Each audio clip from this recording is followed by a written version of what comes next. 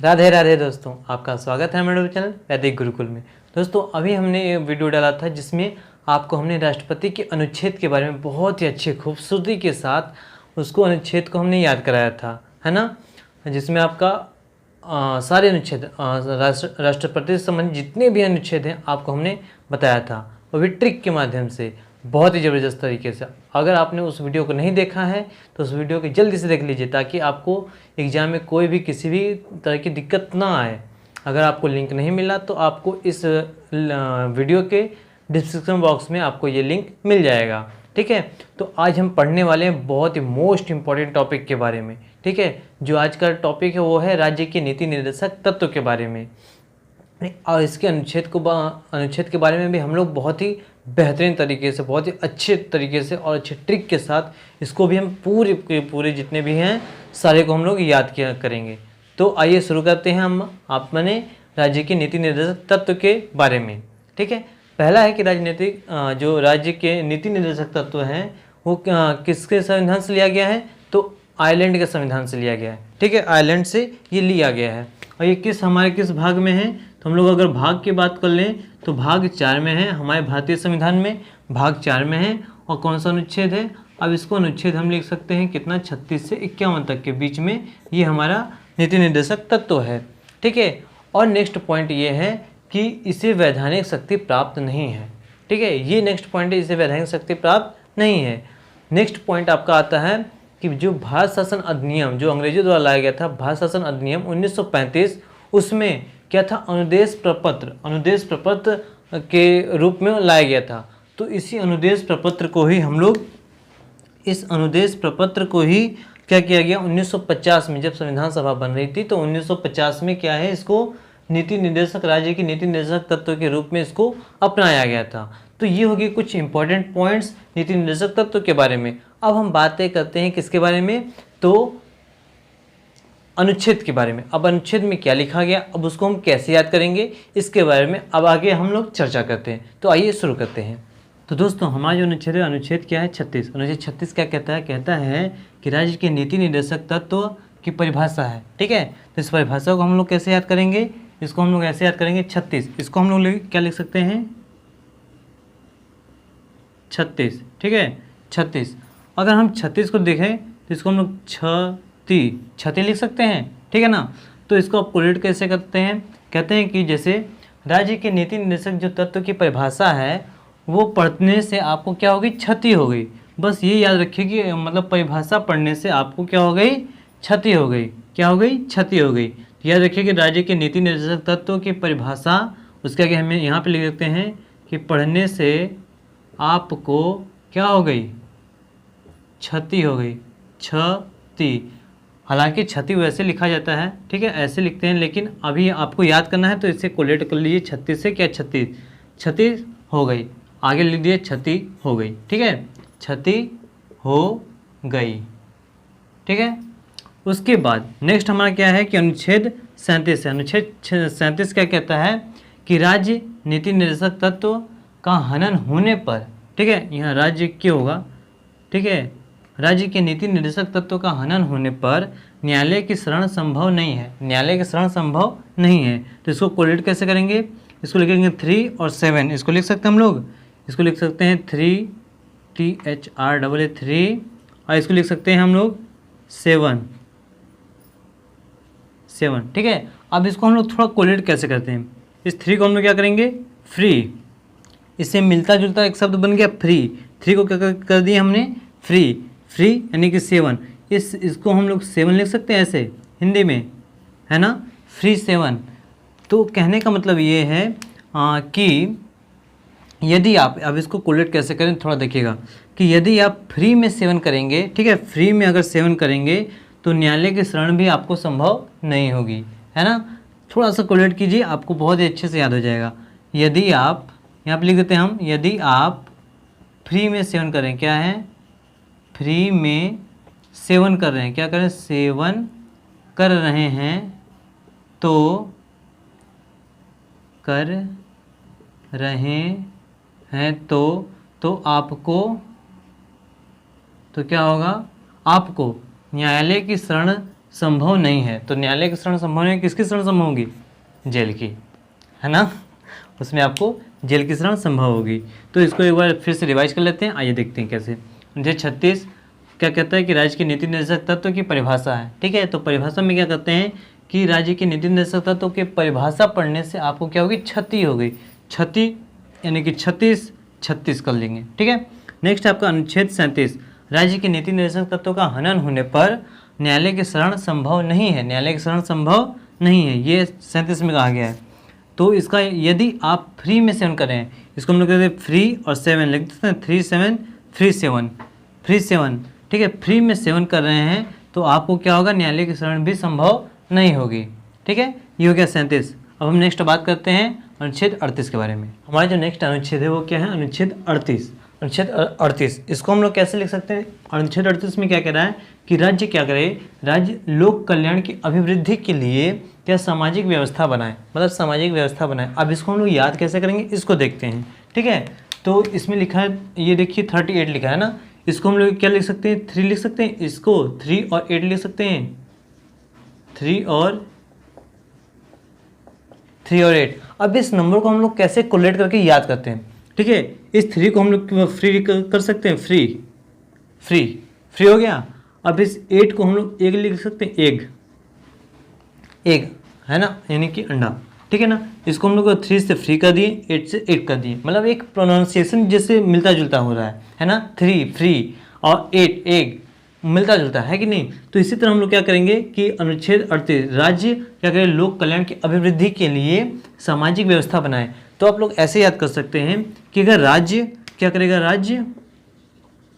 राज्य अगर सभी लोगों को फ्री एग देने लगे, फ्री एग, समझ रहे हैं कि मतलब सरकार क्या करे या राज्य क्या करे या केंद्र क्या करे कि मतलब सभी को फ्री एग दे, तो अपने आप ही क्या होगी? समाज की व्यवस्था सुधर जाएगी, है कि नहीं। सभी लोग फ्री में एग पाएंगे, तो फ्री में जब एग पाएंगे तो मतलब दुकानें भी बढ़ेंगी, अच्छे से होंगी और सभी लोग अच्छे से स्वस्थ भी रहेंगे, है कि नहीं। तो सामाजिक क्या उसकी व्यवस्था भी अच्छे से सुचारू रूप से चलने लगेगी। अर्थात इस कहने का मतलब ये है कि राज्य अगर सभी को फ्री में एग दे तो अपने आप ही समाज की व्यवस्था सुधर जाएगी, तो लोक कल्याण की वृद्धि भी हो जाएगी, है कि नहीं। जब समाज की व्यवस्था भी सुधर जाएगी, लोक कल्याण की वृद्धि भी हो जाएगी। यानी कि राज्य क्या करे? फ्री में एग दे, फ्री में एग दे तो सामाजिक व्यवस्था क्या होगी? सामाजिक व्यवस्था इसकी सुधर जाएगी, सामाजिक व्यवस्था सुधर जाएगी। ये आपका ऐसे ट्रिक हो जाता है, ठीक है ना। ज़्यादा कुछ नहीं, इस नंबर को हम लोग थोड़ा सा कोलेट कर लेते हैं, ठीक है। अब इसमें देखते हैं अनुच्छेद 39 क है, 39A या 39 क लिखे, ठीक है। इसमें कहा है कि समान कार्य के लिए समान वेतन, समान कार्य के लिए आपको समान वेतन मिलेगा और समान न्याय भी मिलेगा और निःशुल्क विधि भी सहायता मिलेगी आपको, ठीक है। अब इसको हम लोग कैसे कोलेट करते हैं, आइए देखते हैं। ये क्या लिखा है? 3 और 9, इसको लिखते हैं 3 और 9, ठीक है। 3 और 9 लिख दिए। 3 को भी क्या कर सकते हैं हम लोग? यहाँ पे फ्री कर सकते हैं, फ्री, ठीक है। इस 9 को हम लोग क्या कर सकते हैं? इसको हम लिख सकते हैं लाइन, ठीक है। लाइन कहते हैं अगर हमारे घर में अगर बिजली चली जाती है उसको लाइन बोलते हैं ना, अरे लाइन चली गई, लाइट चली गई, है ना। तो इसी को हम कर सकते हैं 9 से कर दें लाइन, कोलेट हो गया। 3 को फ्री कर दिए, ठीक है। ये अगर सरकार क्या करे कि सभी को, ऐसे होता है कि गांव और शहर में क्या है कि जो लाइन की व्यवस्था है वो अलग अलग है कि मतलब शहर में इतने घंटे और गांव में इतने घंटे रहेंगे, मतलब शहर में 24 घंटे। तो ऐसा नहीं करना चाहिए, ऐसा करना चाहिए कि सभी को लाइन फ्री करने, यानी फ्री लाइन देनी चाहिए। यानी कि जो गांव में काम करने वाला है और जो शहर में काम करने वाला है सब समान काम कर रहे हैं, तो उनके लिए समान वेतन की भी व्यवस्था हो जाएगी। तो इसको कैसे कोलेट करते हैं, आइए देखते हैं कि अगर सरकार फ्री लाइन कर दे, गांव और शहरों में फ्री लाइन कर दे, तो सभी लोग समान कार्य करेंगे और उसके लिए समान वेतन पाएंगे, है कि नहीं। अगर सरकार क्या करे, सरकार फ्री लाइन कर दे, सभी को फ्री लाइन कर दे, तो क्या करेंगे? तो गांव में और शहर में समान कार्य करने वाले को समान वेतन मिलेगा, समान कार्य करने वाले को समान वेतन मिलेगा। कब मिलेगा? जब फ्री लाइन हो जाएगी। फ्री लाइन हो गई तो सब समान कार्य कर रहे हैं और इनमें समान न्याय भी मिलेगा। अगर बिजली नहीं रहेगी तो न्याय उनको नहीं मिल पाएगा, है कि नहीं। कचहरी में जाएंगे तो लाइन नहीं रहेगी तो काम कैसे होगा, तो समान न्याय भी नहीं मिल पाएगा, है कि नहीं। तो ऐसे आप लोग कोलेट कर लीजिए कि फ्री लाइन, अगर सरकार फ्री लाइन कर दे तो समान कार्य के लिए गांव में और शहर में समान कार्य के लिए समान वेतन मिलेगा। तो ऐसे ये कोलेट हो गया। अब आते हैं दोस्तों हमारा जो नेक्स्ट अनुच्छेद है वो क्या है, अनुच्छेद 39 ख है। 39 ख में क्या कहा गया है कि सार्वजनिक धन का स्वामित्व तथा नियंत्रण, यानी कि जो सार्वजनिक संपत्ति है उस पर क्या हो, स्वामित्व हो और नियंत्रण भी हो। ठीक है, तो इसको हम लोग कैसे देखते हैं, इसको हम लोग लिख सकते हैं, इसको हम पढ़ते हैं क्या 39, इसको पढ़ते हैं 39। अगर हिंदी में पढ़े तो कैसे पढ़े, 39 पढ़ते हैं। ठीक है, भले मैंने इसे लिखा है लेकिन 39 ऐसे पढ़ते हैं।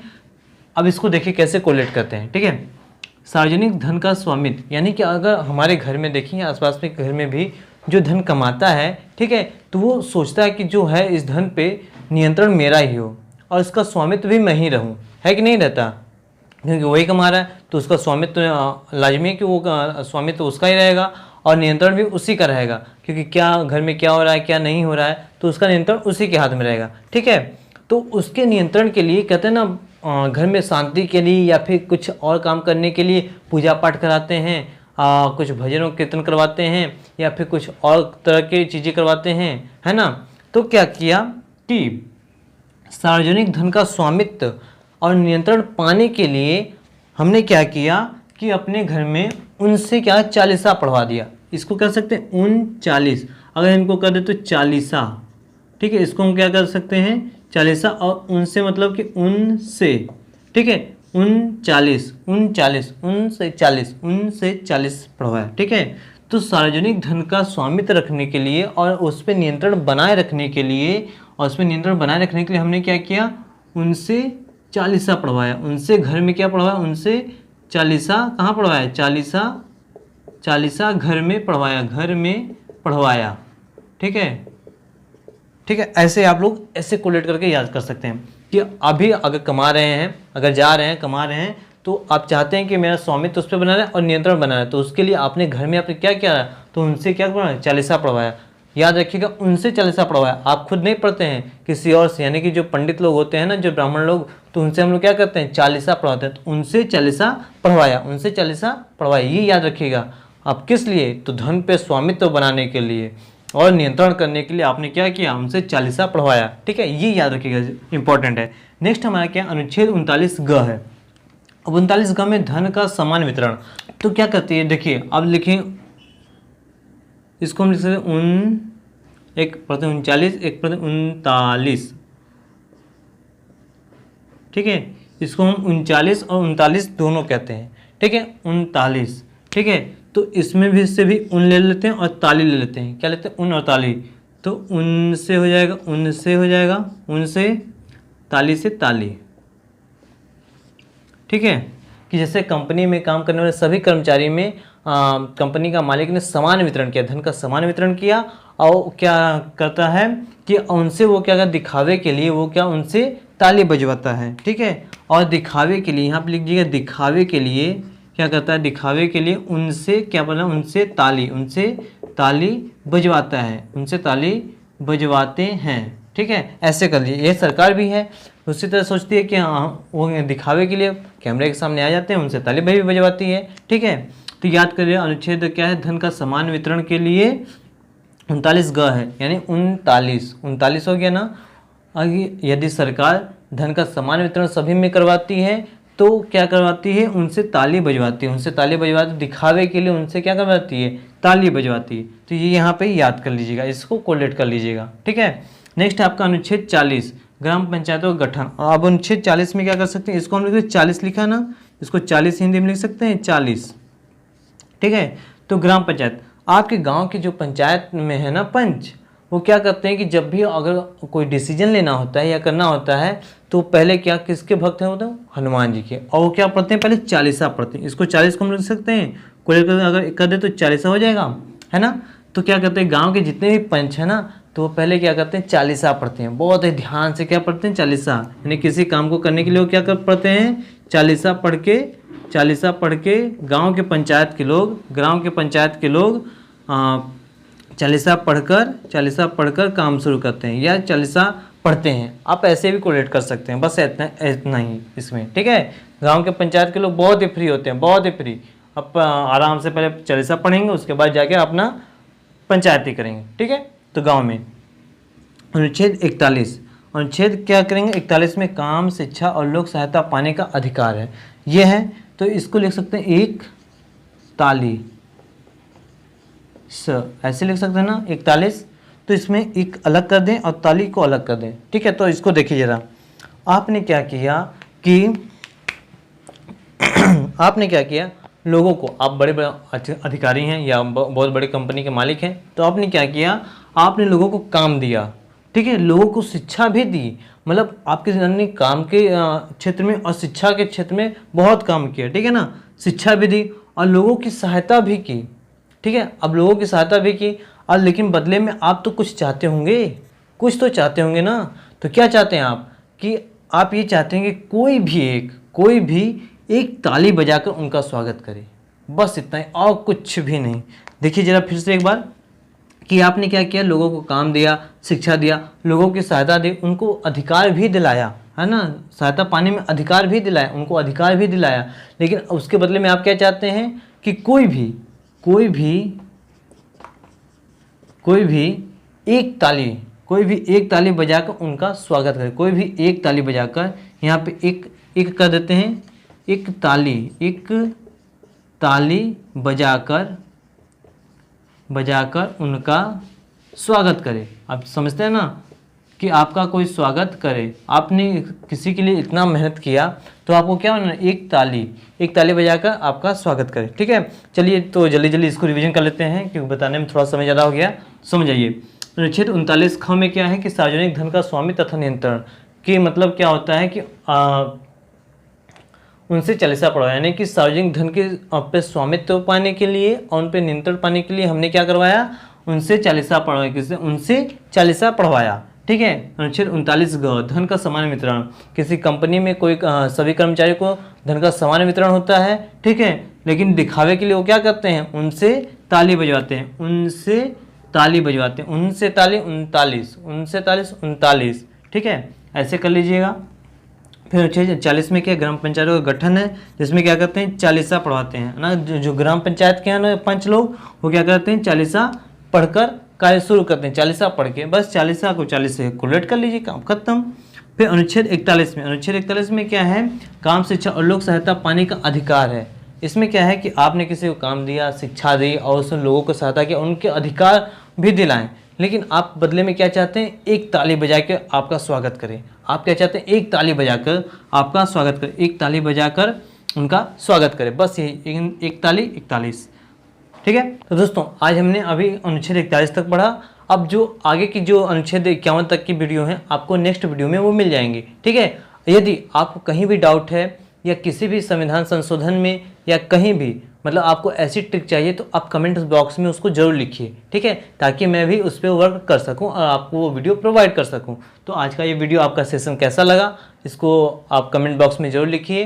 अगर ये वीडियो आपको अच्छा लगा तो इसे लाइक करें और जोर शोर से इसको शेयर भी करें, ताकि ये भी सारी चीज़ें और लोगों तक पहुँचनी चाहिए, है ना, पहुँचा दें। और चैनल को अगर सब्सक्राइब नहीं किया तो इसे सब्सक्राइब भी करें। तो मिलते हैं नेक्स्ट वीडियो में राज्य के नीति निर्देशक तत्व के साथ ही अनुच्छेद 42 से लेकर 51 तक के बीच में। तो तब तक के लिए धन्यवाद।